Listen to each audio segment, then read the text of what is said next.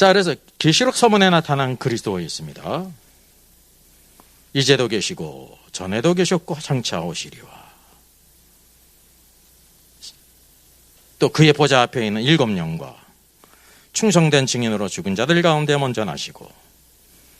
계시록 서문 1절로 이제 8절 쪽이 있는데, 여기에서 그래 뭘 계시해 주고 있냐면, 이제 하나님 삼위일체에 대해서 말씀하고 있잖아요. 이제 본 주제가 아니기 때문에 빼고, 예수 그리스도는 어떤 분이냐면 충성된 증인이셨다는 겁니다.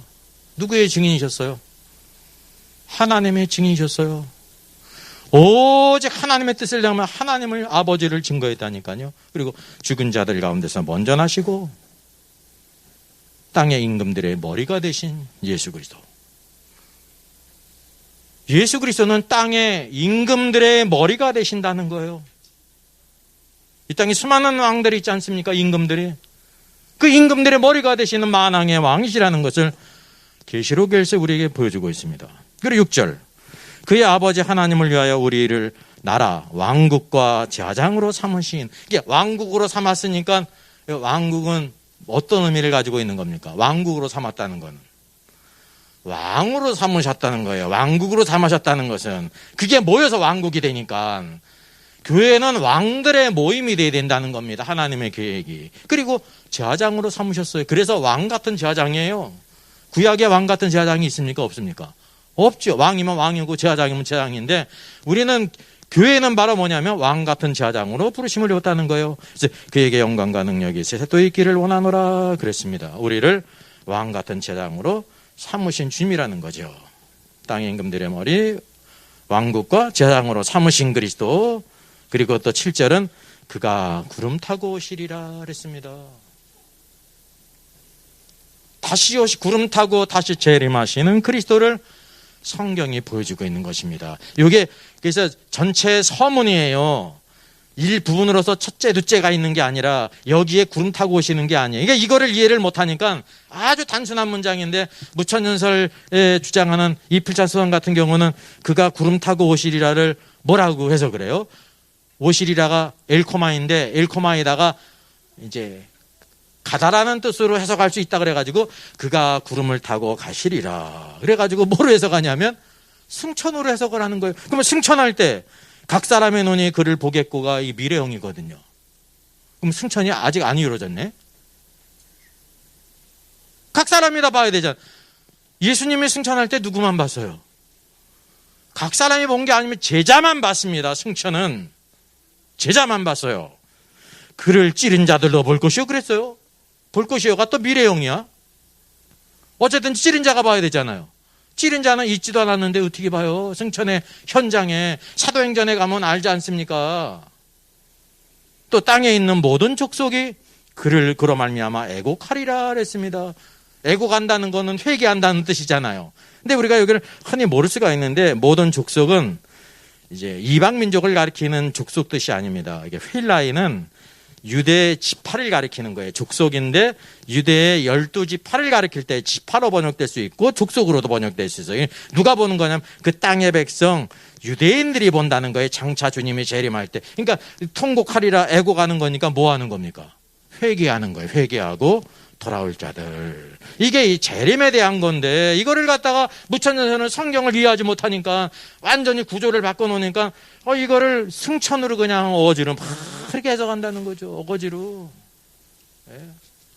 비 오는 날 거지는 우거지고, 그다음에 또 어거지로.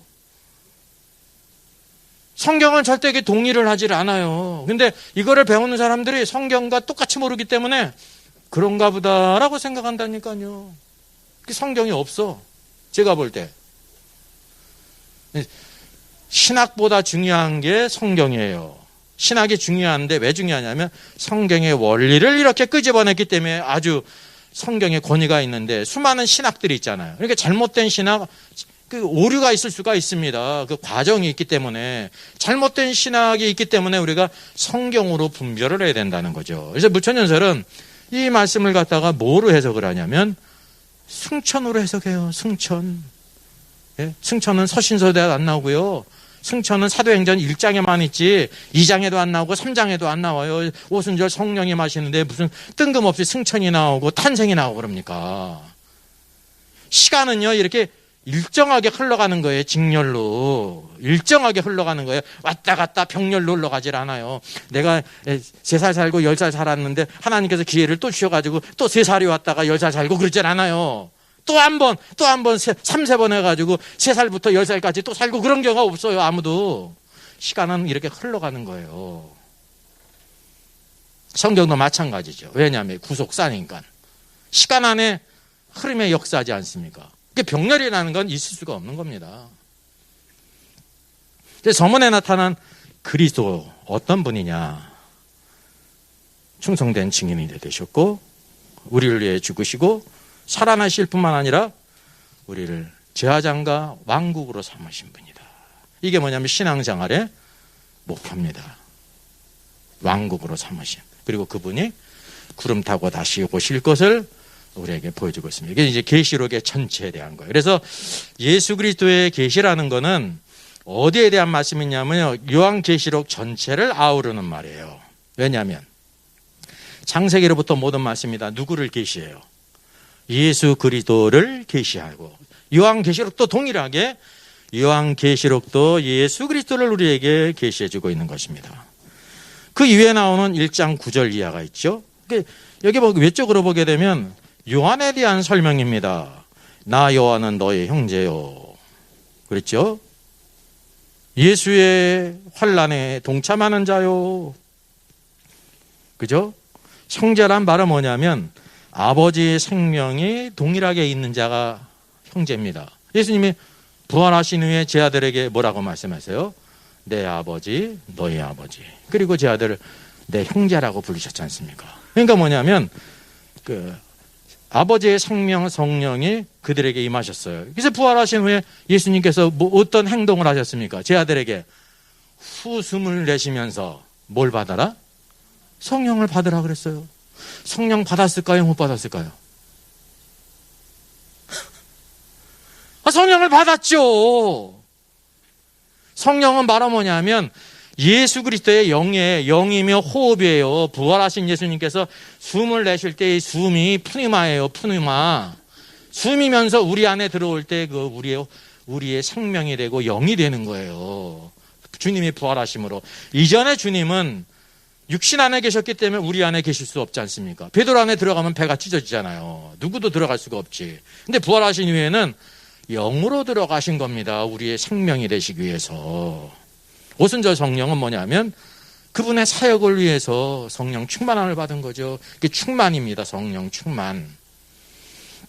그래서 형제라고 불렀고 예수의 환난에 동참하는 자다 그랬습니다. 사도 요한은 예수님의 왕국의 환난에 동참하는 자였어요. 또 예수님의 왕국에 동참하는 자. 왕국에 동참한다는 것은 어디에 동참하는 걸까요? 그분의 통치. 그분의 통치 안에 살 때 어떻게 살아요? 주님을 위해 살죠. 그럼 이 땅에서는 뭐를 받아요? 고난이 있어요. 환난과 고난이 있어요. 근데 이 모든 환난과 고난은 장차 우리에게 주어질 영광과 좋게 비교할 수 없죠. 이게 여러분 팩트입니다. 셋째, 예수의 참음, 인내에 동참하는 자. 이게 뭐에 대한 겁니까? 외적으로 보게 되면 사도 요한이 이런 사람이구나 이렇게 끝날 수가 있습니다. 맞아요. 그럼 사도 요한은 그러면 우리 뭐야? 우리에게 이걸 통해 뭘 보여주고 있는 겁니까? 사도 요한과 같이 이렇게 이기는 자의 길을 가라. 예수의 환난에 동참하는 자가 되고 왕국에 동참하는 자가 되고 예수의 인내에 동참하는 자가 되라. 이걸 우리에게 첫 번째 메시지로 보여주고 있는 거예요. 우리 교회 가운데 모든 교회가 성도다가 이런 사람이 아니지 않습니까? 이게 목표예요. 목표. 이걸 마태복음에서는 뭐라고 불러요? 제자라고 부르는 거예요. 제자는 다른 말로 뭐예요? 왕국 백성이 되는 거예요. 왕이신 그리스도를 따르는 사람들이에요. 대부분의 신자들이 누구만 따라요? 우리를 구해주신 예수님만 따르잖아요. 가끔가다 주머니 채워주시는 주님만 따르잖아요. 필요할 때만. 신앙이 어릴 때는 그럴 수가 있는 겁니다. 어린아이가 엄마한테 울고 짜면서 뭐 달라고 말라고 하는 거 그게 나쁜 겁니까? 어릴 때는 그래도 되는데, 신앙생활 10년, 20년 되는데 죽을 때까지 맨날 그런 것만 하고 있는 거야. 그래서 카를로스 목사님이 오늘날 교회는 뭐와 같다고 그랬어요? 제자입니까? 라는 책에 과거의 베스트셀러죠. 정말은 어린이들 유아방이다. 타가소다.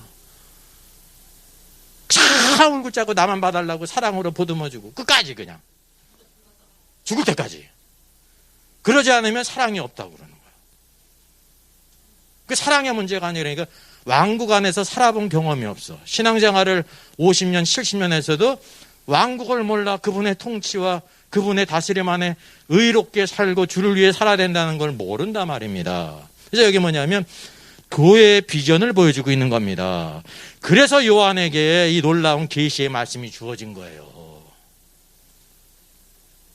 그래서 그 증거가 어디였어요? 사도 요한이 어디에 있었어요? 반모섬에 있었어요. 만약에 그가 반모섬에 없었다라고 하면 어디에 있어야 되는 겁니까? 반모섬 아닌 곳에 있었다라고 하면 그는 어떤 사람입니까? 예수의 증거를 버린 사람이에요. 예수님의 왕국의 안에 있지 않고 환난을 받지도 않고 여기 보게 인내에 동참하지 않다고 하면 반모섬에 없었단 말이에요. 왜? 유배된 곳이기 때문에. 그래서 이 반모라는 것은 외적으로 아주 부정적인 의미 같지만 이 영광스러운 자리라니까요. 반모섬, 세상과 끊어져서 우리가 핍박받고 고난받는 그 장소가 축복의 장소라는 걸 보여주고 있습니다. 모든 초대교회 성도들이 다 이 길을 갔다니까요. 십자가 없이 면류관이 없어요. 근데 우리는 말로는 하는데 삶 속에서는 그냥 십자가만 보이면 피하지 않습니다. 미리미리 피하잖아요. 그런 경우가 많다는 거예요. 그런 경우가 많이 있어. 그런 경우가 참 많습니다.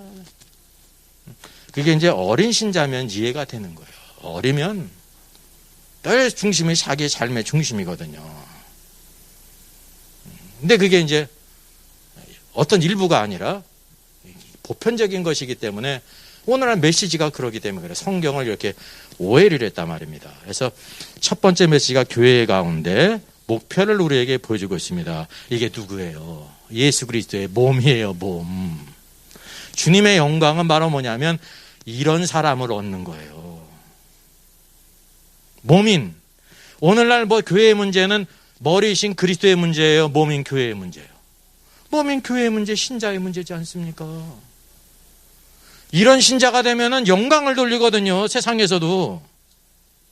삶이 변화되잖아요. 예수의 환란에 그분의 통치 안에 살아가면 의롭잖아요. 의인은 믿지 않은 사람들도 알아봐요. 의로워. 예? 오늘날 우리가 대부분 뭐냐면 의롭지 못하기 때문에 모든 것들이 인정을 못 받는 겁니다. 저거 보니까 천국이 있어도 난 안 가 그러는 거예요. 왜? 천국이 있다면 어떻게 저렇게 살 수가 있어? 하나님이 계시다고 하면 그런 생각을 갖는다니까요. 그래서 이게 교회의 영광을 보여주고 있습니다.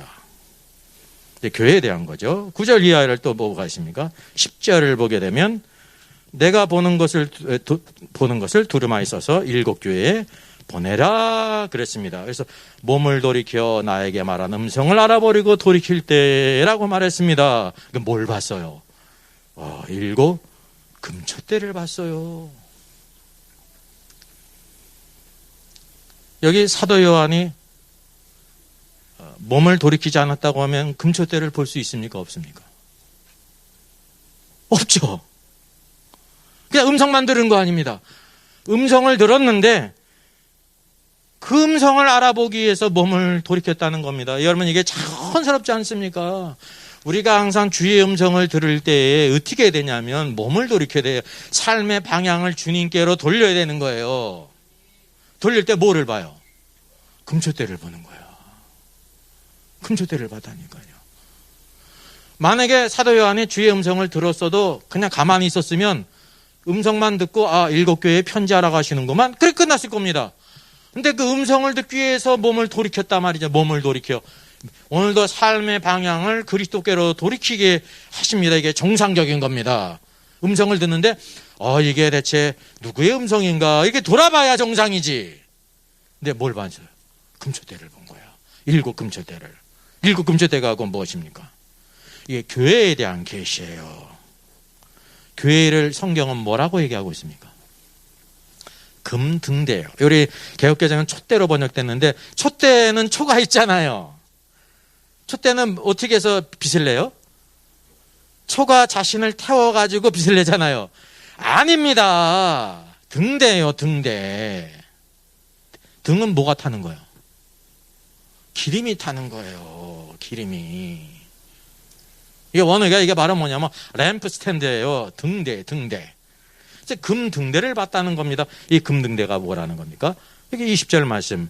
일곱 촛대는 일곱 등대는 일곱 교회니라 그랬습니다. 여기 소아시아 일곱 교회가 있잖아요.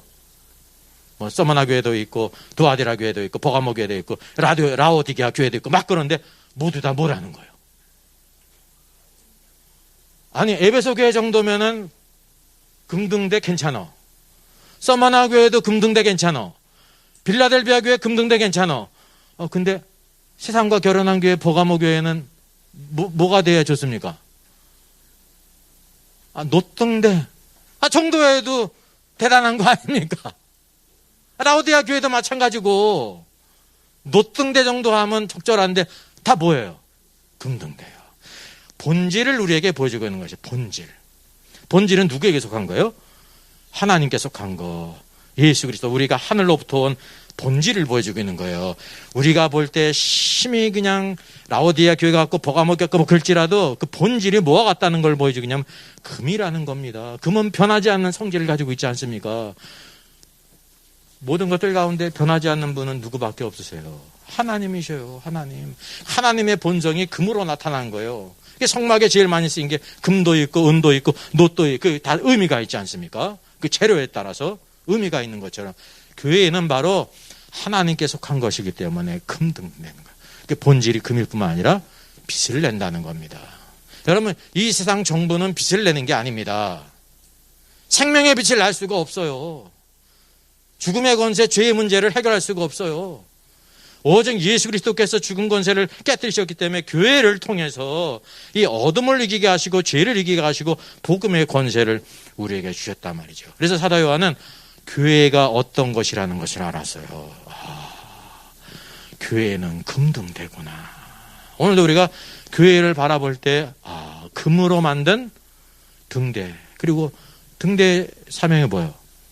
빛을 낸다는 겁니다. 빛이요. 이 빛은 무엇과 관계 있어요? 말씀과 성령이죠. 주의 말씀은 내 길의 빛이요 등이니이다. 내 삶에 하나님의 말씀이 있죠. 우리 안에 성령님이 계시고 말씀이 있잖아요.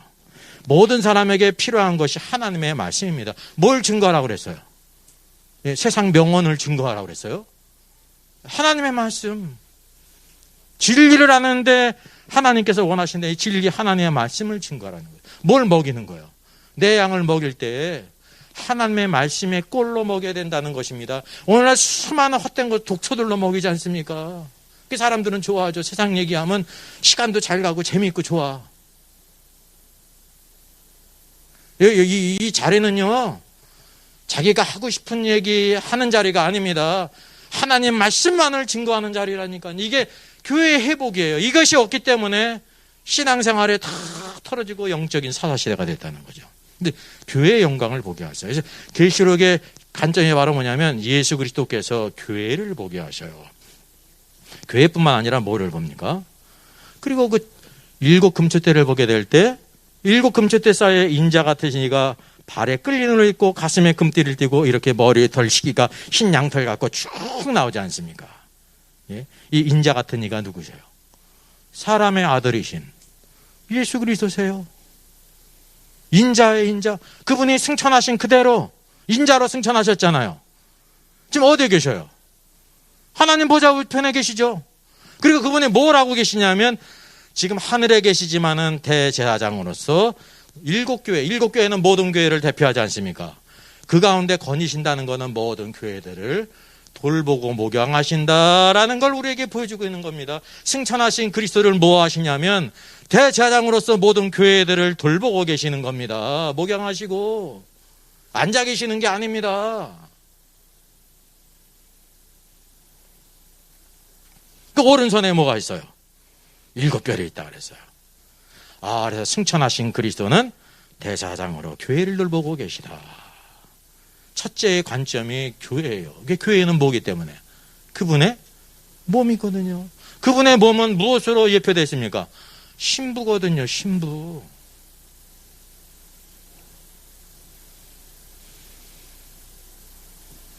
그래서 오늘도 우리가 예수 그리스도께서 오늘도 이 모든 일을 행하시는데 이게 언제 있었던 일이냐면 여기서는 확실하게 나오지 아니하지만 성경 전체를 알고 이제 5, 6장을 가게 될 때 계시록의 관점은 승천하신 후에 그리스도께서 어디에 계시는가, 무엇을 하고 계시는가라는 걸 보여주고 있는 거예요. 오늘날 모든 교회들을 돌보고 계신다. 근데 그분 누구를 갖고 계셔요? 여기 뒤에 있지 않습니까? 그의 오른손에 7별이 있고 7별. 7별이고 무엇입니까? 여기 인자이신 대사장이 있죠. 7 금등대가 있죠. 교회죠. 그분의 오른손에 7별을 가지고 계셔요. 7별은 뭐라고 그랬습니까?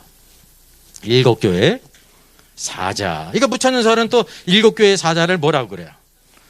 이게 안겔로스라는 말이 사자로도 번역되고 천사로도 번역되는 겁니다. 근데 뭐냐면 천사다 그래가지고 7교회 에베소 교회 천사들에게 편지를 했기 때문에 에베소 교회에 주는 편지를 에베소 교회 대표가 어떤 천사라는 거예요. 서마나 교회 대표가 어떤 천사가 그걸 받았다는 거예요.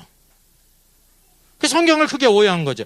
여러분 안겔로스라는 말을 이해하는 게 쉬운 게 아닙니다. 예? 이게 이제 사자라는 뜻도 있고 천사라는 뜻도 있어요. 그래서 이게 어떤 뜻으로 띄었는지 성경의 문맥에서 우리에게 그걸 보여주고 있다는 것을 아셔야 된다고 하는 사실이죠. 근데 천사는 교회와 관계가 있어요, 없어요? 직접적으로 관계가 없어요. 간접적으로 관계가 있지. 천사는 교회의 멤버가 될 수 있을까요, 없을까요? 그거 모르시면 제가 얘기해요. 고양이는 애완견 클럽의 멤버가 될 수 있을까요, 없을까요? 네? 멍멍이는 애묘 클럽 멤버가 될 수 있을까요, 없을까요? 동일한 거, 못해요. 애견 클럽은 개들의 왕국이고, 애묘 클럽은 고양이의 왕국이라니까 똑같이 동물이라도 왕국이 틀려요. 생명이 틀리기 때문에. 고양이의 나라에서는 반드시 야옹해야 되는데 여기 가면 멍멍이는 뭐라 그래요? 멍멍 그러거든요. 너 왜 그래? 뭐하냐? 방언하냐? 이상하게 된다니까. 여기 개의 나라에서는 나 멍멍거려야지. 야옹하면 너 왜 그래? 그런다니까요. 너 이빨은 왜 그러냐? 갈아가지고 개처럼 만들 수 있어요, 없어요? 만들면 어떻게 됩니까? 완전히 틀린 겁니다. 왜냐하면 모든 구조도 틀릴 뿐만 아니라 생명이 틀린 거예요. 그걸 DNA라고 말하지 않습니까? 천사는 교회의 멤버가 될 수 있어요, 없어요? 없는 거예요. 거꾸로 성도는 천사들의 멤버가 될 수 있어요, 없어요? 없는 겁니다. 왜? 종류가 틀리기 때문에. 근데 어떻게 관계 있냐면 천사는 하나님의 부리는 종으로서 우리 후사들을 위해서 하나님이 보내시어서 섬기게 하신다니까요. 이게 간접적으로 관계가 있는 거지 직접적으로 관계가 없단 말이죠. 이게 뜬금없이 에베소 교회 대표가 천사가 되고 7교회 대표가 천사라는 겁니다. 요거는 이제 안겔로스라는 단어를 깊은 성경적인 의미를 몰라서 그런 거예요. 이게 성경을 퀴즈하고 연구를 하게 될 때 아는 것인데 그게 단순하게 그냥 천사라고만 알고 있지 않습니까? 성경의 대부분 모든 것들이 안겔로스가 천사로 번역이 돼요. 근데 어떤 것들은 사자로 번역이 되는 겁니다. 그래서 그 예를 마가복음에도 나오고 말라기 성경에 나오지 않습니까? 뭐를 보낸다 그래요? 네, 사자를. 그건 이제 천사라도 번역될 수 있지만 문자적으로는 원이상 2가지 중에 사자예요. 왜냐하면 누구를 가리키는 거예요? 근데 사자를 보내려니 누구를 보내는 거예요? 세례요한을 가리키지 않습니까? 세례요한이 천사가 아니지 않습니까? 그의 엄마가 누구예요? 엘리사벳이고 아빠가 누구예요? 사가랴의 천사의 피가 흘러요? 엘리사벳의 천사의 피가 조금 이렇게 들어갔어요? 아니라니까. 이게 사자라, 사자. 그래서 이게 성경의 모든 미닝을 통해서 이게 안겔로스라는 게 사자, 천사로도 번역이 될 수 있는데 그거는 이제 팩트잖아요. 단어니까. 성경에서 이거는 사자로 쓰이고 이거는 천사로 쓰이는 거예요. 사자와 천사의 공통점이 바로 뭐냐면 보냄을 입었다는 거예요. 근데 천사는 하늘로부터 보냄을 입은 자예요. 이 땅에서 하늘로부터 보냄을 입은 사람이 있어요, 없어요? 세례요한이 하늘로부터 보냄을 입었어요? 아니잖아요. 근원이 땅이잖아요. 사람이니까. 그래서 사자라는 겁니다. 사자. 그래서 이 놀라운 계시가 예수 그리스도가 있고, 7 금동대인 교회가 있고, 7별이 있습니다. 7별은 7 사자라는 거죠. 그게 7 사자의 자격이 바로 뭡니까? 7별, 7 사자의 필요 충분 조건이 뭘까요? 빛을 내는 거예요. 별로 했기 때문에 이 깜깜한 시대에, 어두운 시대에 빛을 내므로 참된 방향을 우리에게 보여주고 있는 겁니다. 별은 빛으로 말하는 거예요. 성경에서 빛을 뭐라고 말씀하고 있어요? 하나님의 말씀. 하나님의 말씀은 내 발의 등이요 내 길의 빛이니이다. 하나님의 말씀으로 사자들의 사역이 이루어지는 겁니다. 이게 참 아무것도 아닌 것 같은데요. 우리 대부분 이거 그냥 관심을 안 둘 수도 있잖아요. 이게 얼마나 중요한 것인지 말할 수 없다는 겁니다. 사역이. 이제 대언자요. 바른 말씀을 대언하느냐, 그렇지 못하느냐. 예? 바른 말씀을 대언하지 못하면 원치 않아도 뭐가 되는 거예요? 거짓 선지자가 되는 거죠. 예? 의도적으로 거짓말하는 거는 거짓 선지자라고 우리가 인정하지 않습니까? 근데 원치 않지만 하나님의 뜻을 잘못 해석해가지고 전하는 사람도 있지 않습니까? 그게 뭐예요, 결과적으로는? 예? 거짓 선지자가 되는 겁니다. 예? 의도적으로 속이는 걸 따라가면 멸망의 길이고, 의도하지 않았고 그냥 원치 않았는데 잘못 해석해서 하는 거는 멸망의 길로 안 갑니까? 동일하게 가는 거예요. 그게 하나님 말씀을 바로 전하는 게 얼마나 중요하다는 것을 우리가 알아야 된다는 사실이죠. 그래서 빛을 발하는 자 하나님께서 별로 쓰시는 거예요. 별. 예? 많은 사람을 옳은 대로 인도한 자는 무엇 같다 그랬어요? 하늘의 별과 같이. 그러니까 별은 바로 뭐냐면 빛을 내므로. 이게 언제 빛을 내냐면 하신 그리스도가 승천했기 때문에 이 세상은 주님이 승천하신 이후에 어둠이에요. 주님이 다시 오실 때 태양이 뜨는 걸로 말씀하고 있지 않습니까? 그러니까 하나님은 어둠을 용인하지 않으세요. 이 땅에 뭘 두셨어요? 달을 두신 거예요. 달. 교회의 역할은 달과 같습니다. 스스로 빛을 내는 게 아니라 햇빛을 받아서 반사해서 밤을 밝히는 거죠. 그런데 달은 애석하게도 뭐가 있습니까? 상망이 있습니다. 예? 기울었다가 또 완전히 없어졌다가 또 다시 점점 찾았다가 이 괴사를 보게 되면 쭉 상망이 있습니다. 결국은 뭐가 와요? 어둠이 오잖아요. 완전한 어둠이. 하나님께서 어둠을 싫어한다고 그랬잖아요. 그때 누굴 두셔요? 그 별을 두시는 거예요. 별을 두신단 말이죠. 성도들의 축복은 바로 뭐냐면 빛이신 하나님의 말씀을 받아서 깨닫고 인도하심을 받는 삶이라는 사실이죠. 계시록에서 그래서 예수 그리스도, 7 교회, 그리고 또 중요한 것은 7 별, 7 사자가 중요하다는 것을 우리에게 계시해 주고 있는 겁니다. 그러니까 주님의 관심, 하나님의 관심이 어디에 있습니까? 예수 그리스도와 함께 몸인 교회. 교회 가운데 또 뭐냐면 7 별인 7 사자에게 있다는 것을 우리가 알게 됩니다.